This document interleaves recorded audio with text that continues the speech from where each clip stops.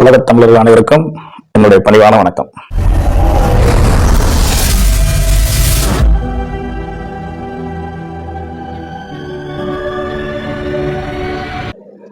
உலகத் தமிழர்கள் அனைவருக்கும் என்னுடைய பணிவான வணக்கம்.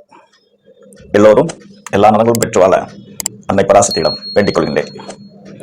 ஒரு அரிய அழகான ஒரு பதிவு, தெரிந்து பயன்பெறுங்கள். அப்படி என்ன பதிவு அப்படின்னா, சமீப காலமாக மக்கள் எதை நோக்கி அதிகமாக பயணிக்கிறார்கள் என்பதை ஒரு சின்ன ஆய்வின் மூலம் நான் தெரிஞ்சுக்கிட்டேன். மக்கள் அதிகமாக எதை தேடி செல்கிறார்கள் அப்படின்னா, அதிர்ஷ்டத்தை தேடி செல்கிறார்கள் அப்படிங்கிறது தெளிவா எனக்கு கொஞ்சம் தெரிய வந்துருச்சு.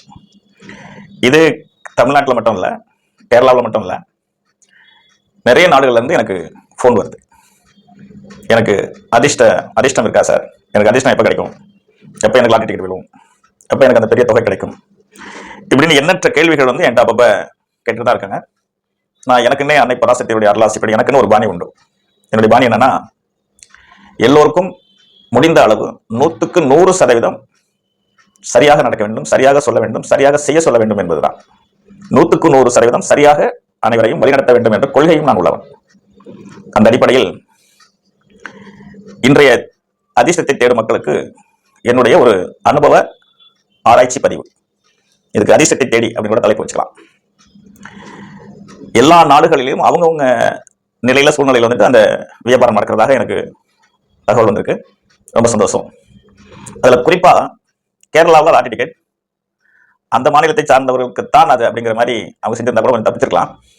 இருந்தாலும் இந்தியாவுக்குள்ள நாம எல்லாரும் இருக்கிறோம் தானே, இந்தியாவில் உள்ள அனைவரும் ஐயப்பனை காண போறோம் தானே.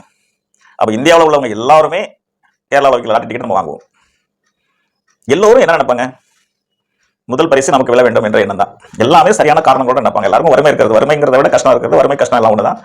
அதை தமிழ் வார்த்தையில் சொன்னா கடன் என்ற விஷயம் வந்து நிறைய பேருக்கு இருக்கிறது. அது ஆங்கிலத்தில் இஎம்ஐன்னு சொல்லுவாங்க. அப்போ ஒவ்வொரு மனிதனும் தன்னுடைய உழைப்பை நம்பி வாழ்வதுங்கிறது ரொம்ப முக்கியமான ஒன்று. அதெல்லாம் எல்லாரும் செய்யறாங்க, அதுக்கு எனக்கு சந்தோஷம். ஆனாலும் அவங்கள்ட்ட இருக்கிற வறுமையும் கஷ்டமும் கடனும் சேர்ந்து அவங்க என்ன செய்யணும், அதிர்ஷ்டத்தை தேடி பயணிக்க வைக்கிறது. அந்த அதிர்ஷ்டம் மூலம் நாம் நல்லா இருந்த மாட்டோமாங்கிற ஒரு எண்ணம். இந்த எண்ணம் தவறில்லை. 100% கஷ்டப்படுகிற ஒவ்வொருத்தரும் நமக்கு ஒரு நல்ல அதிர்ஷ்ட வாய்ப்பு நடந்ததுன்னா நம்ம நல்லா இருக்கலாமே, நம்ம குடும்பம் நல்லா இருக்குமே, குழந்தைங்க நல்லா இருக்குமே இப்படின்னு நினைக்கிறாங்க. இது எல்லாமே வந்து சரியான சிந்தனை தான். இந்த சரியான சிந்தனைக்குள்ள ஒரு சின்ன சிக்கல் இருக்கு. அதிர்ஷ்டம் என்பது வந்து கிட்டத்தட்ட கேரளாவில் ஒரு 10 கோடி பேர், நம்மள ஒரு 10 கோடி பேர், அப்புறம் கேரளாவுக்கு ஐயப்பனை காண வருகின்ற பக்தர்கள் பல லட்சம் பேர். இவ்வளவு பேருக்கும் அந்த டிக்கெட் வாங்குவாங்க. முதல் பரிசுங்கிறது ஒன்னே ஒன்று தானே. அப்புறம் இதர பரிசுகள் கிடைக்கும், அதெல்லாம் வேற விஷயம், நமக்கு ரொம்ப அதில் எனக்கு தெரியாது. இருந்தாலும் முதல் பரிசு